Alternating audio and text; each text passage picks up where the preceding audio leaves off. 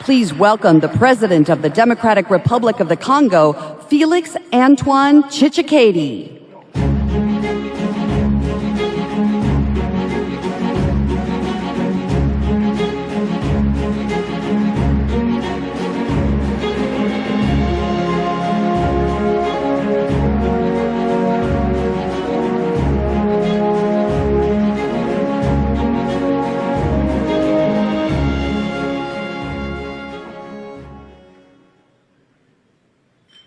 Ladies and gentlemen, shalom. Merci beaucoup. Merci à vous tous pour cet accueil chaleureux. À Madame la Présidente Besti Bernskorn, ainsi qu'à tous les leaders de EPAC, merci de m'avoir associé à cette grande conférence.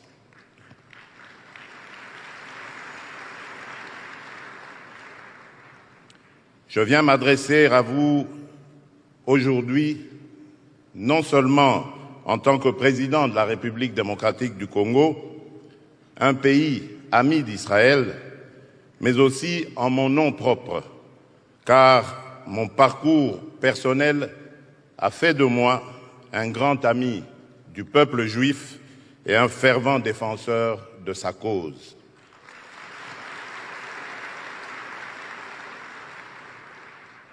Par ma foi chrétienne qui tire sa source dans la relation entre le Créateur, l'Éternel et le peuple juif, j'ai le plus profond respect pour le caractère prophétique de l'histoire de ce peuple et de son destin.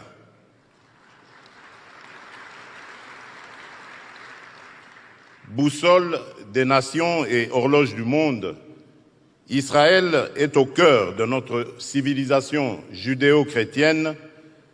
Vous comprenez donc mon attachement particulier envers la nation d'Israël, son peuple ainsi que la ville sainte de Jérusalem, selon qu'il est écrit dans le psaume de David, « Priez pour la paix de Jérusalem ».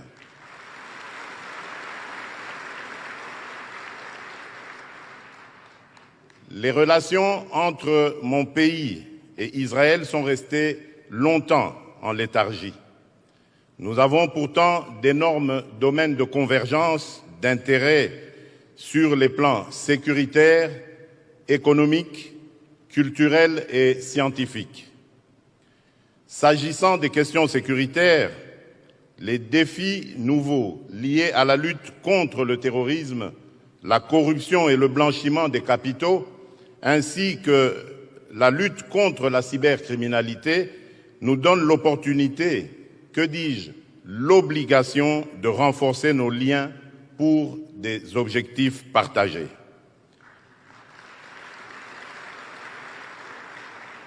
Je désire tisser avec Israël des liens forts et une alliance dans laquelle mon pays sera une bénédiction pour la nation d'Israël, selon la promesse de l'Éternel qui dit à Abraham dans Genèse 12, verset 3, « Je bénirai ceux qui te béniront ».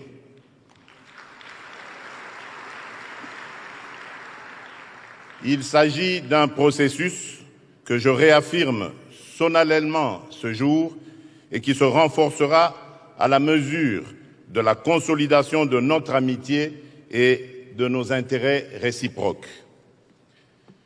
C'est dans ce contexte que je vous annonce l'arrivée imminente dans mon pays du grand rabbin Albert Guigui, qui viendra cette fois pour le renforcement de nos liens sur le plan spirituel. Pour ne pas perdre cet élan, pour consolider nos liens et discuter de nos intérêts mutuels, je compte effectuer une visite en Israël au courant de cette année.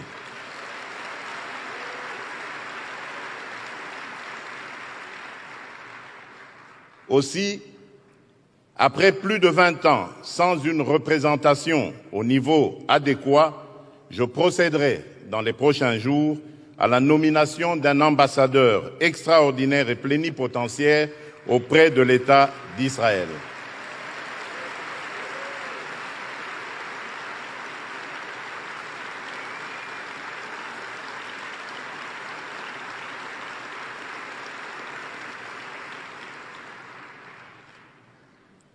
Dans le même ordre d'idées, il sera créé une section économique animée par un personnel de haut niveau ayant la mission de promouvoir les relations économiques entre les deux États.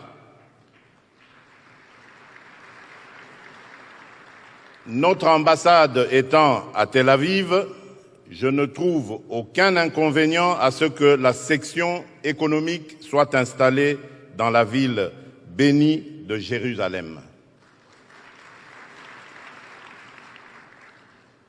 L'expérience et le savoir-faire d'Israël dans les domaines de l'agriculture, des sciences et de la technologie ont toute leur place dans mon pays qui s'étend sur 2 345 410 km² et plus de 85 millions d'habitants, mais n'exploite encore que 10% de ces 120 millions d'hectares de terres arables et irrigables, une partie infinitésimale de ces ressources en eau et de ces ressources minières estimées à plus de 24 000 milliards de dollars.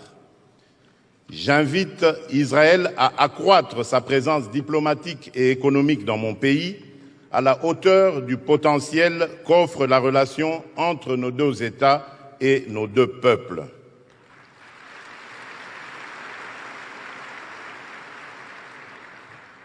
Depuis toujours, l'histoire d'Israël me fascine et m'enseigne, qu'il s'agisse du roi David, en passant par les premiers ministres Ben Gourion et Golda Meir, Yitzhak Rabin et Shimon Peres, ou encore le général Moshe Dayan et tant d'autres héros de l'histoire humaine, cette nation est une source d'inspiration. Elle nous apprend ce qu'il est possible à l'homme de réaliser en peu de temps quand on a la volonté, la résilience et surtout la grâce et la faveur divine.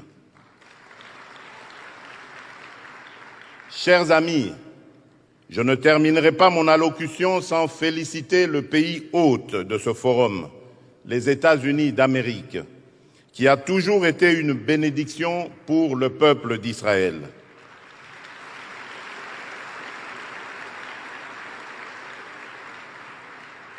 À cet égard, nous soutenons le plan du président Donald Trump en faveur du retour à une paix durable et à la coexistence pacifique entre les deux États, Israël et la Palestine.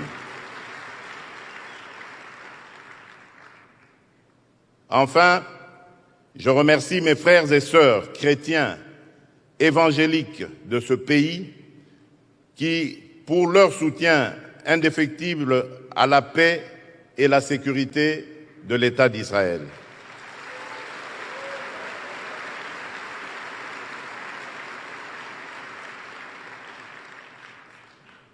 Que Dieu vous bénisse, que Dieu bénisse Israël, que Dieu bénisse l'amitié entre les peuples d'Israël, des États-Unis et de mon pays, la République démocratique du Congo. Je vous remercie.